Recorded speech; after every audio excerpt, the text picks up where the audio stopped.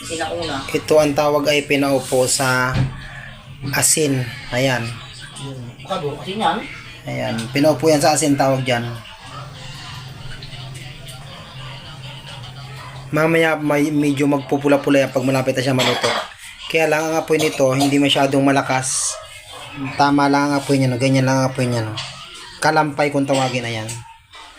Sabing luto na kulog o luto na lang sa pawis. Hindi yan hilaw. Baka sabihin nyo hilaw yan. Hindi yan hilaw. Ayan yung kanyang katawan. No? Ayan. Kung makikita nyo, yan yung kanyang katawan. Ayan. At syempre, ay kakain na kami. Ayan.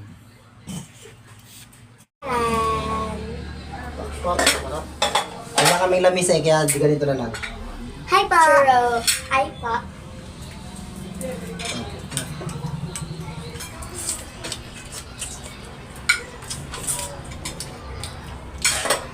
May pahinga niyo.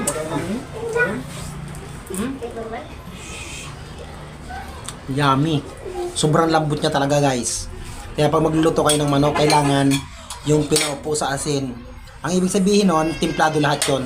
Ang magluluto lang sa kanya ay yung pawis kung tawagin. Kailangan siya hindi nakalapat sa kaldero. Kailangan may patungan siya sa ilalim. Para yung luto niya ay mas maganda. Kasi kung ito lulutuin niyo sa turbo, hindi masarap. Ito talaga malinamnam kasi yung singaw niya ng pawis pumapasok sa buong laman niya ng manok. Yaming-yami siya kung makikita niya yan. Yeah.